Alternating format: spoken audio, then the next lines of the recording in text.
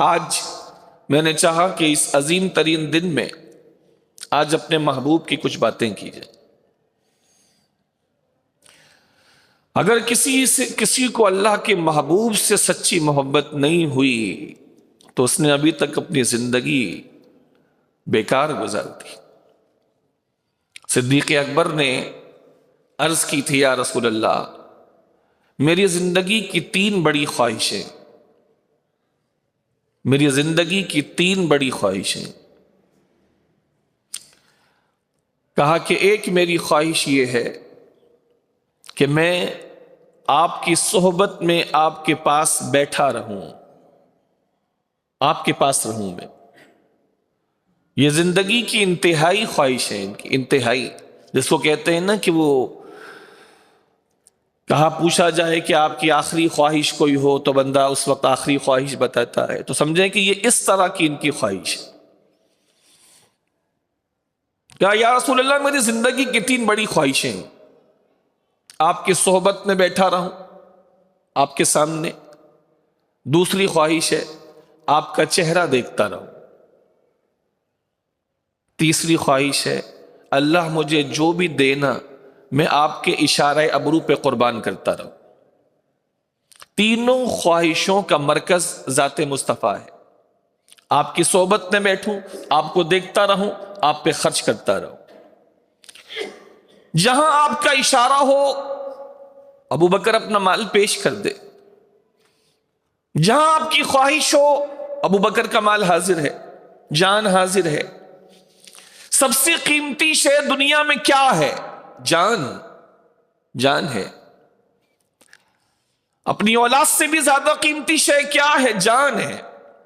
جب یہ اللہ تعالیٰ نے قرآن میں اجازت دی ہے کہ اگر کسی کی جان پر بن آئے اور حلال کچھ بھی نہ ہو جس کو کھا کے یا پی کے جان بچائی جا سکے، تو اتنا حرام کھا سکتا ہے یا اتنا حرام پی سکتا ہے جس سے اس کی جان بچ جائے۔ حرام تک کی اجازت دی، لیکن اتنا کہ بس اس سے جان بچ جائے، جان بچ جائے۔ یہاں تک کی اجازت دی کہ اگر کوئی جان سے مارنے کو تلا ہوا ہے اور وہ اللہ کے خلاف کچھ کہلوانا چاہتا ہے، ایمان اسلام کے خلاف کہلوانا چاہتا ہے، اکراہ کی کیفیت ہے، جبر کی کیفیت ہے، تو شریعت نے اجازت دی ہے کہ دل میں تو اللہ اور رسول پر ایمان رکھے، لیکن جان بچانے کے لیے زبان سے وہ بول دے جو وہ بلوانا چاہ رہا ہے، جان بچا لے، جان بچا لے۔ جان سب سے قیمتی شے ہے، جان۔ اور صدیق اکبر ہر وقت اللہ کے محبوب کے لیے جان ہتھیلی میں لیے حاضر رہتے تھے، ہر وقت، رات ہو، دن ہو، صبح ہو، شام ہو، سفر ہو، حضر ہو، جنگ ہو، امن ہو، ہمہ وقت۔ یہ ان کی انتہائی محبت کی وجہ سے تھا، انتہائی محبت کی وجہ سے۔ حضور میری زندگی کی 3 خواہشیں ہیں، آپ کے پاس بیٹھے رہنا، آپ کی صحبت میں، آپ کو دیکھتے رہنا اور آپ پر مال خرچ کرنا۔ علی شیر خدا سے کسی نے پوچھا تھا، آپ حضور سے جو آپ کو محبت ہے، آپ اس کو تمثیلاً بیان کر سکتے ہیں مثال دے کر؟ فرمائیں کیوں نہیں۔ مجھے جو اللہ کے نبی سے محبت ہے اس کو یوں سمجھو جیسے کوئی شخص ہے صحرا میں، سخت گرمی ہے، ریگستان میں ہے، سخت پیاس لگی ہے اس گرمی میں، اور اس بندے کے پاس پینے کے لیے کچھ بھی نہیں ہے، نہ ٹھنڈا نہ گرم، کوئی پانی نہیں، کچھ نہیں، صحرا ہے، ریگستان، سخت گرمی ہے، پینے کے لیے کچھ بھی نہیں، نہ پانی نہ شربت، کچھ بھی نہیں، اور سخت پیاس لگی ہے۔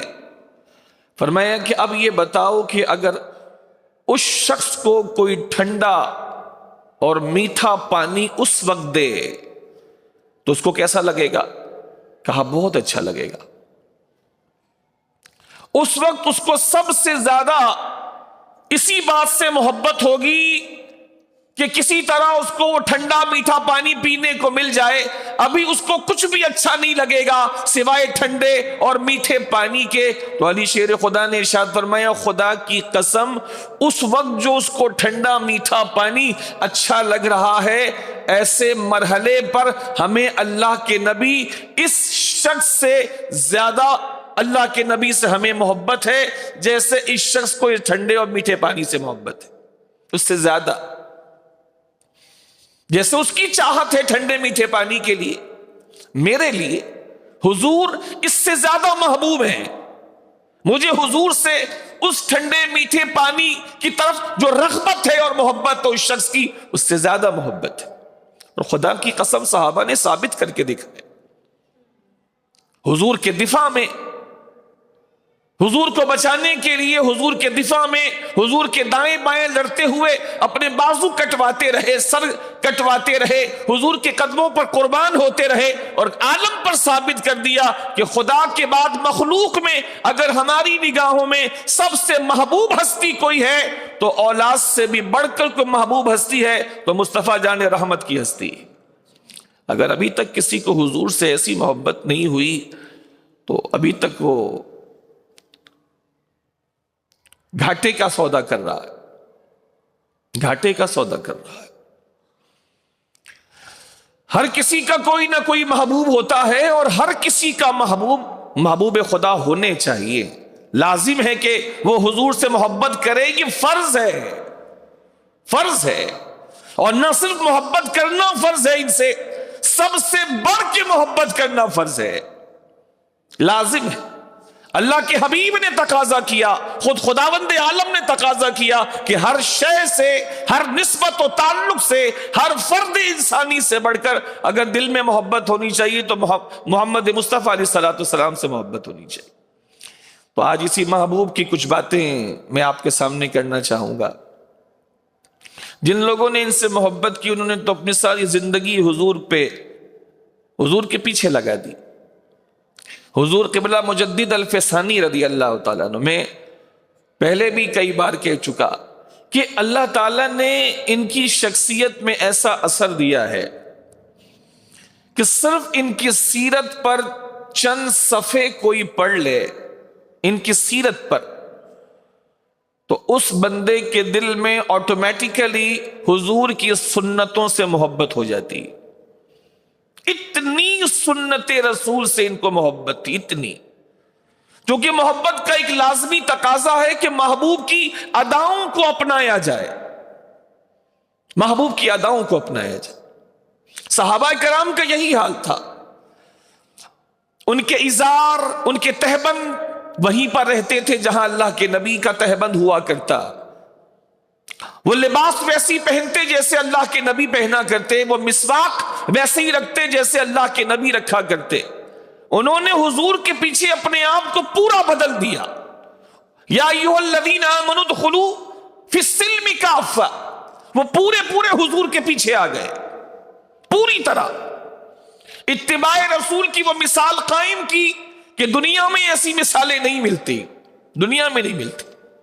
انہوں نے پورے طور پر حضور کو اڈاپٹ کیا، حالانکہ ان کے لیے ایسا کرنا بہت مشکل تھا، چونکہ وہ کفر میں رہ چکے تھے، چند صحابہ کے علاوہ غالب اکثریت کفر میں رہ چکی تھی۔ ان کا اپنا طرز معاش تھا، اپنا طرز زندگی تھا، بتوں کے پجاری تھے، کسی اصول و قانون کے پابند نہیں تھے وہ۔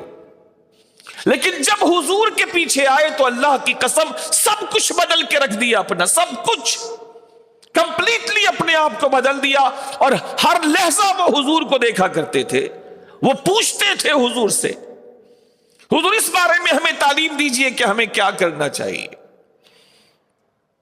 اور جب موجود نہیں ہوتے، کسی کام پہ گئے ہوتے تو موجود صحابہ سے پوچھا کرتے، تم نے اللہ کے نبی کو یہ عمل کیسے کرتے دیکھا، کیسے کرتے دیکھا؟ تم حضور کے ساتھ رہتے ہو صبح و شام، دن و رات، حضور کے پیچھے تمہاری نمازیں ہوتی ہیں، تو تم نے یہ عمل حضور کو کیسے کرتے دیکھا؟ یا وہ باتیں بتاؤ جو ہمیں نہیں معلوم تاکہ ہم معلوم کر کے اسی طرح عمل کر سکیں جیسے رسول خدا عمل کرتے ہیں۔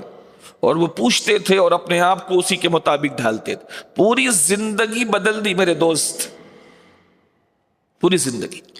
اور اس زندگی بدلنے میں ان کو بہت مشکلات کا سامنا رہا ہے, مارے کھائی ہیں اپنے عزیزوں سے, اپنے رشتہ داروں سے مارے کھائی ہیں, اپنا طرز معاشرت بدلنے کی وجہ سے مارے کھائی ہیں, دھتکاریں سنی ہیں, پھٹکاریں سنی ہیں, لیکن ان پر کوئی چیز اثر نہیں کرتی حضور نبی کریم علیہ السلام کی محبت اور ان کی اتباع کے سامنے, کیونکہ وہ سچی محبت کرتے تھے. آج آپ کو دعوے دار بہت ملیں گے, لیکن سچی محبت کرنے والے لوگ خال خال ملیں گے. وہ دعوے دار تو دعوے تو نہیں کیا کرتے تھے, لیکن عمل کر کے دکھایا کرتے تھے.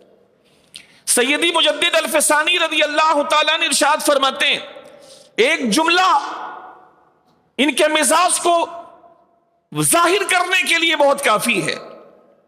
ارشاد فرماتے, خدا کی قسم میرے نزدیک ایک سنت پر عمل کرنا, میرے نزدیک ایک سنت پر عمل کرنا 1000 رکعت نفل نماز میرے لیے پڑھنے سے بہتر ہے کہ میں 1000 رکعت نفل نماز پڑھوں. مجھے اس سے زیادہ پسند یہ ہے کہ میں نبی مہربان کی ایک سنت پر عمل کر لوں. یہ سنت کی چلتی پھرتی تصویر تھے, یہ سنت کی چلتی پھرتی تصویر, سنت سے ہٹ کے کہیں نہیں جاتے. ایک مرتبہ گفتگو چل رہی تھی, شاگرد بیٹھے تھے, تو حضور قبلہ مجدد الفسانی رضی اللہ تعالیٰ نے کسی شے کے بارے میں فرمایا, یہ سنت نہیں ہے, جس بات کے بارے میں تم کہہ رہے ہو یہ سنت نہیں ہے. تو اس بندے نے کہا کہ حضور سنت تو نہیں ہے لیکن بہتر ہے. تو جلال میں آ گئے, فرمایا سنت نہیں ہے تو پھر بہتر کیسے ہو گیا؟ سنت نہیں ہے تو پھر بہتر کیسے ہو گیا؟ جو سنت ہے وہی بہتر ہے, جو سنت نہیں وہ بہتر نہیں ہے, اس کو بہتر نہ کہا جائے. یہ ان اداؤں سے پیار کی وجہ کیا تھی؟ اداؤں والے سے پیار, حضور سے پیار, حضور سے محبت. یہی تو اثاثہ ہے ایک مومن کا, جس کو ڈاکٹر اقبال نے کہا ہے, دہر میں اسم محمد سے اجالا کر دے, قوت عشق سے ہر پست کو بالا کر دے. یہی یہ قوت ہے جو ہر پست کو بالا کرے گی, یہی یہ قوت ہے جو ہر پست کو بالا کرے گی. اس کے علاوہ کوئی شے نہیں ہے. اس امت مسلمہ کو بام عروج تک اگر کوئی شے پہنچائے گی تو وہ عشق رسالت ہے. اس کے علاوہ جتنی کوششیں کی جا سکتی ہیں کر کے دیکھ لی جائیں. اس ذات رسالت مآب علیہ الصلوۃ والسلام سے محبت کو چھوڑ کر نعوذ باللہ اس امت کی ترقی کے لیے جتنے اقدام کیے جا سکتے ہیں کر کے دیکھ لیے جائیں, سوائے پستی کے کسی اور کا منہ دیکھنا نصیب نہیں ہوگا. بامی عروج تک یہ امت پہنچے گی. اس امت کا یہ فلسفہ ہے, جیسے منہ سے ہی کھایا جا سکتا ہے, کانوں سے نہیں, اور کانوں سے سنا جا سکتا ہے, ناک سے نہیں, اور ناک سے سونگھا جا سکتا ہے, کان سے نہیں. یہ ان چیزوں کا فلسفہ ہے. ایسے ہی اس امت کی ترقی کا فلسفہ یہی ہے کہ اس امت کی ترقی عشق رسالت سے مربوط ہے, اس کے علاوہ ممکن ہی نہیں. جیسے پانی کی فطرت ہے سیلانی, بہاؤ, اگر پانی میں یہ فطرت نہ رہے تو وہ پانی نہیں ہے. آگ کی فطرت ہے جلانا, یہ شے نہ رہے تو وہ آگ نہ رہے. ایسے ہی اس امت کی فطرت ہے, جبلت ہے. اس کے لیے ضروری ہے کہ یہ امت جب ترقی کرے گی جب اس کے اندر عشق رسالت مآب ہوگا.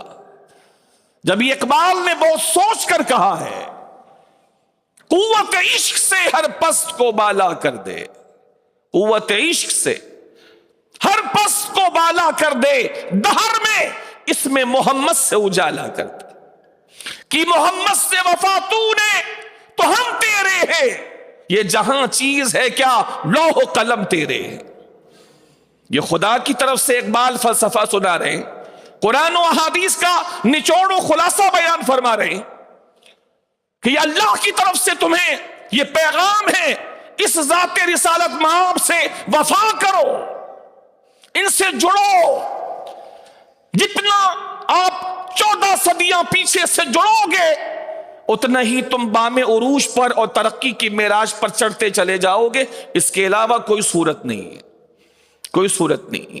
آپ ایٹمک پاور ہیں لیکن you have no respect in the entire world. کوئی عزت نہیں ہے آپ کی. آپ کا پاسپورٹ دنیا کا سب سے بدترین پاسپورٹ ہے. آپ کے پاسپورٹ کی عزت نہیں ہے. And in the meanwhile you are the atomic power. آپ ایٹمک پاور بھی ہیں. وجہ کیا ہے؟ وجہ یہ ہے کہ عزت کے اثاثے یہ نہیں ہیں. عزت کا اثاثہ وہ ہے جس کو سمجھداروں نے بہت پہلے بیان کیا. صحابہ جب روم و ایران سے ٹکرا رہے تھے تو کتنے پاورفل تھے وہ. ظاہری اسباب کیا تھے؟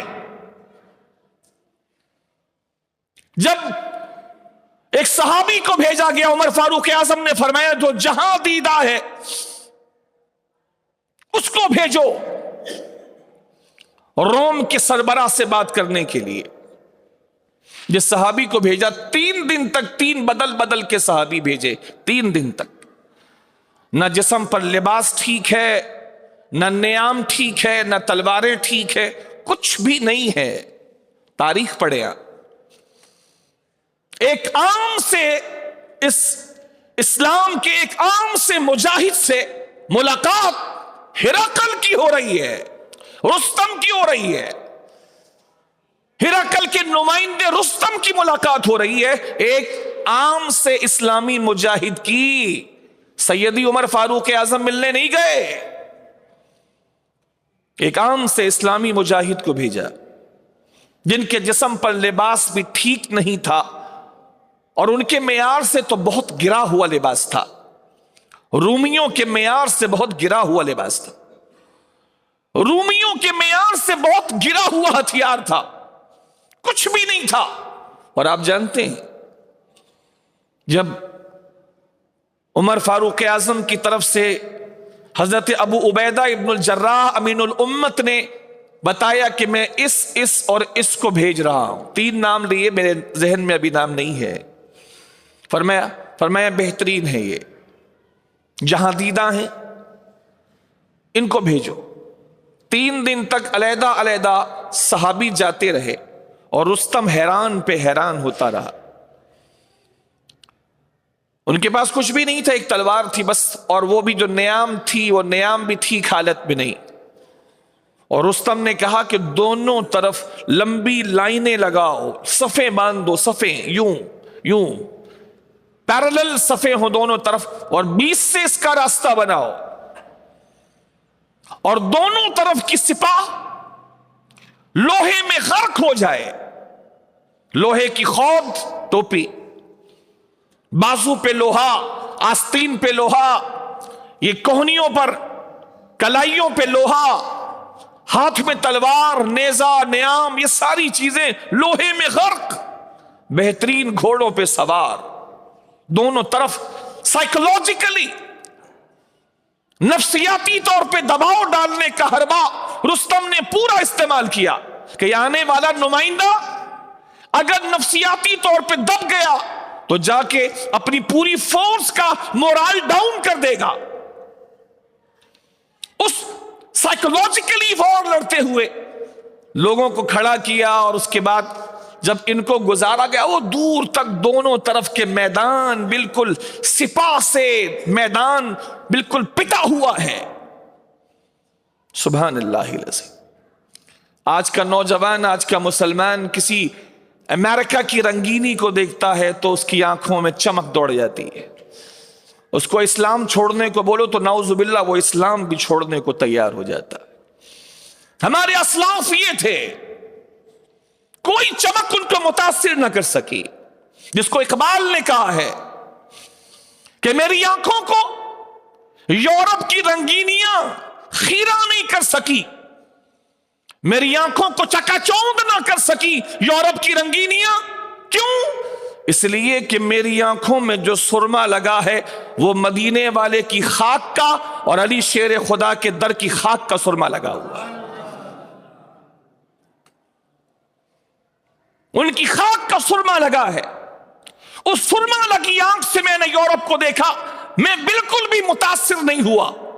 اور آج کا نوجوان اسلام تک چھوڑنے پر راضی ہو جاتا ہے یورپ کی رنگینیوں کو دیکھ کر. یہ ہمارے اسلاف تھے.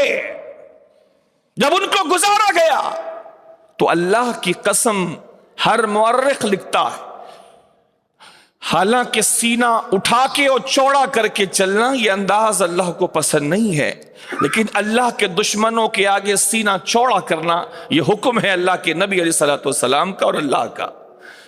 سر اٹھا کے اور سینہ چوڑا کر کے وہ صحابی ایک دن ایک، دوسرے دن دوسرے، تیسرے دن تیسرے، ایک ہی انداز سے سر اٹھا کے سینہ چوڑا کر کے اور سامنے کی طرف دیکھتے ہوئے گئے. نہ دائیں دیکھا، حالانکہ معلوم ہے ایک انسان جب سامنے بھی دیکھتا ہے تو سائیڈ کی چیزیں نظر آتی ہیں. وہ تو پورا میدان بھرا تھا، بالکل صفیں بنی ہے.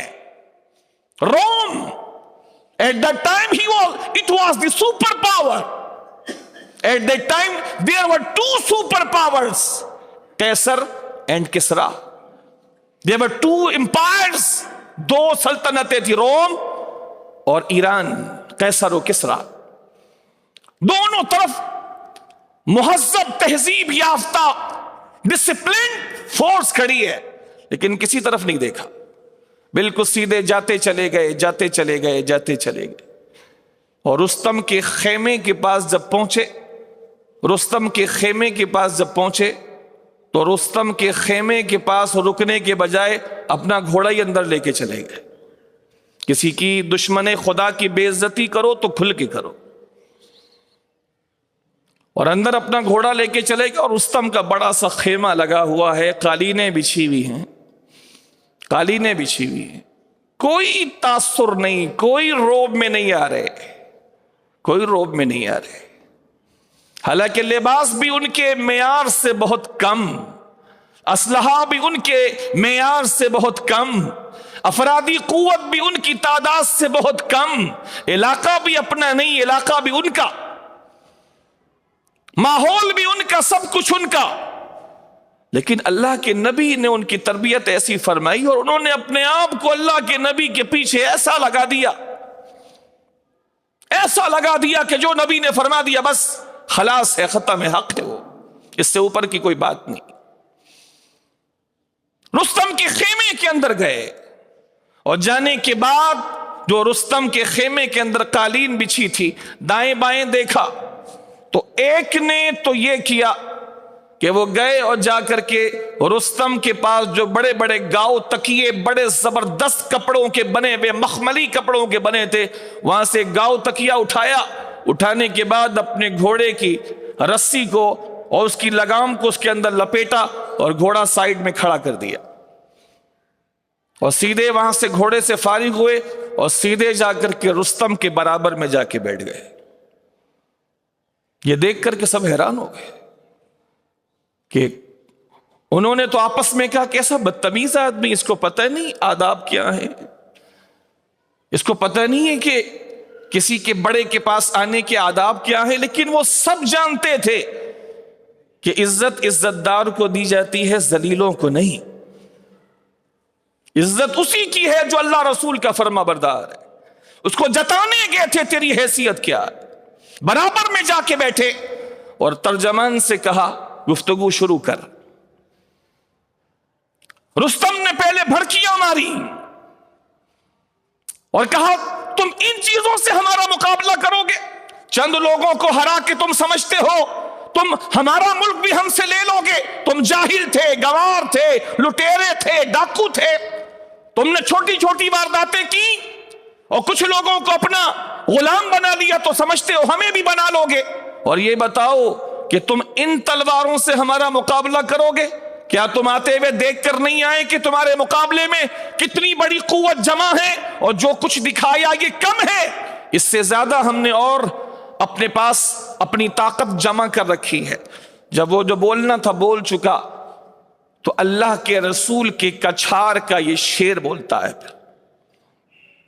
انہوں نے کہا تو نے سچ کہا، ہم جاہل تھے، گنوار تھے، بد تہذیب تھے، لٹیرے تھے، ڈکیتیاں ڈالتے تھے، ہم ہر قسم کے گناہ کرتے تھے شرک سمیت، لیکن اللہ کا فضل ہے، اللہ نے اپنے ایسے رسول کو بھیجا کہ اس نے ساری گندگیاں ہماری دھو کر کے اب دنیا کی سب سے بہترین قوم کی صف میں ہمیں کھڑا کر دیا ہے۔ ہم یہ تھے، تو نے سچ کہا، ہم تھے، اب ہیں نہیں۔ ہم یہ سب کچھ تھے جو تو نے کہا، بلکہ اس سے زائد تھے، لیکن اب ہیں نہیں۔ اب دنیا کی سب سے بہترین قوم ہمیں ہمارے رسول نے بنا دیا ہے۔ اور سن، تو نے یہ کیا کہا کہ تم لوگ ان کند تلواروں سے لڑو گے اور ہمارا مقابلہ کرو گے؟ سن، اس کا صحیح جواب تو ہم تجھے کل میدان جنگ میں دیں گے، اور کل میدان جنگ میں ہم تجھے دکھا دیں گے کہ کس کی تلواریں کام کرتی ہیں۔ ایک مظاہرہ میں تجھے دکھاتا ہوں۔ وہیں سے ایک کپڑا لیا جو مہنگا کپڑا تھا، وہ کپڑا لیا اور کپڑا لینے کے بعد اس کو یوں اچھالا، اور اچھالنے کے بعد اپنی تلوار نیام سے نکال کے اس کپڑے کو اتنی تلوار چلاتے رہے کہ اس کپڑے کا رواں رواں اس کے فرش پر بکھیر دیا۔ کہا جس کے تلوار کی دھار اتنی ہے کہ کپڑے کا ریزہ ریزہ بکھیر کے رکھ دے، سوچ وہ تلوار جب تمہاری گردنوں پہ چلے گی تو کتنے سر نیچے زمین پر گرے ہوئے نظر آئیں گے۔ سب سے پہلے مورال دیکھ میرے بھائی، مورال دیکھ۔ اصل قوت دل کی ہوتی ہے، اور دل کی قوت جب بنتی ہے جب دل کا تعلق خدا اور رسول سے جڑتا ہے۔ فوج تیری، علاقہ تیرا، لوگ تیرے، اسلحہ تیرا، ایک اللہ کے رسول کا ایک شیر آیا ہے، سب طرف سناٹا چھا گیا۔ رستم کو کاٹو تو خون نہیں، رستم کو کاٹو تو خون نہیں، وہ تو اب تک اپنی حیرت سے باہر نہیں آ پا رہا کہ علاقہ میرا، لوگ میرے، خیمہ میرا، فورس میری، اسلحہ میرا، سب کچھ میرا، یہ اکیلا آ کے بھی اتنے روب میں، بجائے روب لینے کے روب قائم کر رہا ہے۔ پھر دوسرے دن کہا ایک اور بندہ بھیجو، ہم اس سے بات کرنا چاہتے ہیں۔ ابو عبیدہ نے ایک دوسرے صحابی کو بھیجا، انہوں نے بھی کسی انداز سے رستم سے کلام کیا، وہ اور حیران ہو گیا۔ اس نے کہا تیسرا بندہ بھیجو، ہم ایک سے مزید بات کرنا چاہتے ہیں۔ تیسرے صحابی رسول آئے۔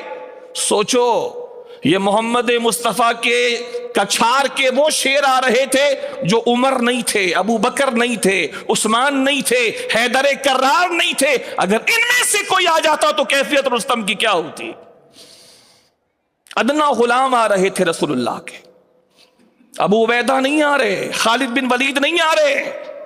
اوقات بتا رہے ہیں تیری اوقات اتنی نہیں ہے کہ تجھ سے عمر بات کرنے کے لیے آئے، تیری اوقات اتنی نہیں ہے کہ میں علی حیدر کرار کو بھیجوں، تیری اوقات تو اتنی بھی نہیں ہے کہ اس طرح کے صحابی بھی تیرے پاس آئیں جو مرتبہ میں عمر و علی و حیدر و عثمان سے کم ہے، ابو بکر سے کم ہے۔ لیکن پھر بھی تیری اوقات تجھے یاد دلانے کے لیے کہ اپنے مال و منال پہ گھمنڈ نہیں کر، تجھے گھمنڈ ہے اپنے آلات پر، اپنے اسلحے پر، اپنے علاقے پر، اپنی فوج پر۔ ہمیں غرور ہے خدا پر اور محمد مصطفیٰ پر، ہمیں غرور ہے، تجھے گھمنڈ ہے ان چیزوں پر، ہمیں غرور ہے اللہ کی قسم اپنے اللہ پر، اپنے محمد مصطفیٰ پر، ہمیں ان پہ ناز۔ انہوں نے ہر میدان میں ثابت بھی کر دی، 3 کے 3 بھیجے بلانے پر، اور 3 کے 3 گئے، سبوں کا انداز ایک، لہجہ ایک، کلام ایک، سبوں کا پیغام ایک۔ اس پر پھر رستم نے اپنے لوگوں سے کہا کہ ان میں سے میں نے 3 سے ملاقات کی ہے، اور تینوں کا انداز اور لہجہ ایک ہی ہے. کوئی نہیں پسیجا، ان میں سے کوئی بھی ہماری اتنی بڑی فورس کو دیکھ کر نہیں پسیجا. تو اندازہ کرو پھر ان کی تربیت کس نہج پر کی گئی. اور نفسیاتی جنگ جو رستم کھیل رہا تھا، لڑ رہا تھا کہ نفسیاتی طور پر ان مسلمانوں کے نمائندوں پر پریشر ڈالا جائے اور یہ جا کر کے پیچھے پوری قوم پر پریشر ڈالیں. وہ پریشر جو ڈالنا چاہ رہا تھا رستم ڈالتا کیا پریشر، بلکہ پریشر لے کر کے رہ گیا. حیران ہو گیا. قوت کون سی تھی میرے دوست؟ بات تو یہیں سے چلی تھی نا. قوت کون سی تھی؟ اسلحہ وہ تو بہت تھوڑا تھا، اور جو اسلحہ تھا وہ رومیوں کے مقابلے کا تو تھا نہیں. آپ سمجھے کہ رومیوں کے لحاظ سے وہ اسلحہ جو مسلمانوں کے پاس تھا وہ کچرا تھا. وہ کچرا تھا. رومیوں کے لحاظ سے مسلمانوں کے پاس موجود اسلحہ رومیوں کے اعتبار سے کچرا تھا، وہ جس کو کلو کے حساب سے بیچ کر کے کچھ سامان بنا لیا جائے. جن کے پاس نیام ٹھیک نہیں تھی. آپ جانتے ہیں جو نیام وہ لے کر گئے تھے وہ کیسی تھی؟ وہ نیام پھٹی ہوئی تھی. نیام سمجھتے ہیں نا آپ لوگ، جس میں تلوار رکھتے ہیں نیام، وہ نیام پھٹی ہوئی تھی. اس نیام کو انہوں نے، پھٹی ہوئی نیام کو انہوں نے کپڑے سے لپیٹ کر، دھجیوں سے لپیٹ کر اس نیام کو تھوڑا صحیح حال میں کیا تھا تاکہ تلوار اس میں جا سکے، آ سکے. تو سامان تو ان کے اعتبار سے کچرا تھا. افرادی طاقت، قوت رومیوں کے اعتبار سے 100 گنا کم تھی. علاقہ رومیوں کا، وہاں کی آب و ہوا سے خبردار رومی. لیکن سبحان اللہ العظیم، سبحان اللہ العظیم، سبحان اللہ العظیم و بحمدہ. تمام تعریفیں اللہ کے لیے، تمام عزتیں اللہ کے لیے، اللہ کے رسول کے لیے اور مومنوں کے لیے اور اسلام کے لیے تمام عزتیں. اس قسم پرسی کے باوجود، اس غریب الوطنی کے باوجود، مسلمان اللہ رسول کے بھروسے پر اتنے بڑے کفر سے ٹکرائے اور خدا کی قسم پورے روم کو ٹکڑے ٹکڑے کر کے تبدیل کر دیا، ٹکڑوں میں بانٹ دیا. کس چیز کی قوت ان کے پاس تھی؟ قوت عشق سے ہر پست کو بالا کر دے. عشق کی قوت تھی. قوت عشق سے ہر پست کو بالا کر دے، دہر میں اسم محمد سے اجالا کر دے. میرے بھائی وہ ایسے تھے کہ موت کی آنکھوں میں آنکھیں ڈالتے تھے تو موت کو پسینے آ جائیں. موت کی آنکھوں میں آنکھوں ڈال دیں تو موت کو پسینہ آ جائے. لوگ موت سے ڈرتے ہیں، وہ موت کو گلے لگانے کے لیے بے چین رہتے تھے. حضور کیا کروں کہ اللہ بہت خوش ہو جائے. سرکار نے فرمایا کہ اللہ اس بات سے بہت خوش ہوتا ہے کہ بندہ اپنی زرہ اتار دے اور تلوار لے کر دشمنوں کے جتھے میں گھس جائے اور گھمسان کی جنگ لڑے، مارے اور خدا کی راہ میں شہید ہو جائے. اس صحابی نے اتنا سننے کے بعد ہاتھ میں کچھ کھجوریں تھیں جو بھوک کی وجہ سے کھا رہے تھے، وہ کھجوریں بھی ڈال دی. کسی صحابی نے کہا کہ اتنا تو وقت تھا کہ تو کھجوریں کھا لیتا. کہا اب اس کا بھی وقت نہیں ہے. میرے نبی نے بتا دیا کہ اللہ اس بات سے خوش ہوتا ہے کہ زرہ اتار دے، بازو بند اتار دے اور تلوار لے کے دشمن کے جتھے میں گھس جائے اور پھر خون سے سارے میدان کو وہ لپیٹ دے. اللہ کو یہ پسند ہے. اب میرے پاس کھجوریں کھانے کا بھی وقت نہیں ہے، لہٰذا کھجوریں ڈالی اور تلوار بے نیام کر کے دشمن کے جتھے میں گھس گئے. کئیوں کو جہنم واصل کیا اور خود خدا سے ملاقات کرنے خدا کی بارگاہ میں پہنچ گئے. موت کی آنکھوں میں آنکھیں ڈال دے تو موت نظر جھکا لے. اللہ کے رسول نے ایسے لوگ تیار کیے تھے، اپنی محبت دے دے. اللہ کے نبی نے ایک آیت پڑھی، اللہ فرماتا ہے حبیب اگر تو ان سے کہے کہ اپنے ہاتھ سے اپنے آپ کو کاٹ لے، اپنی شہرک کاٹ لے. اللہ کے نبی نے اتنی آیت پڑھی، سامنے چھری رکھی تھی، اے حبیب اگر آپ ان سے کہیں، یا اے حبیب اگر ان سے کہا جائے کہ اپنی شہ رگ اپنے ہاتھ سے کاٹ لے۔ ابھی اللہ کے نبی نے اتنا ہی پڑھا، سامنے چھری رکھی تھی، صدیق اکبر نے چھری اٹھا کے شہ رگ پہ رکھ لی اور کہا یا رسول اللہ آپ حکم دیں تو ابو بکر اپنے ہاتھ سے اپنی شہ رگ کاٹ لے۔ فرمایا نہیں صدیق، حکم نہیں، اللہ کچھ اور بیان فرمانا چاہ رہا ہے۔ ایسے لوگ اللہ کے نبی نے تیار کیے۔ جس طرح کافر زندگی سے محبت کرتے ہیں، یہ مسلمان اللہ کے نبی نے ایسے تیار کیے تھے، ان سے زیادہ یہ لوگ موت سے محبت کرتے تھے، موت سے۔ وجہ ایک ہی جان ہے بھائی، ایک ہی زندگی ہے، بار بار نہیں ملتی۔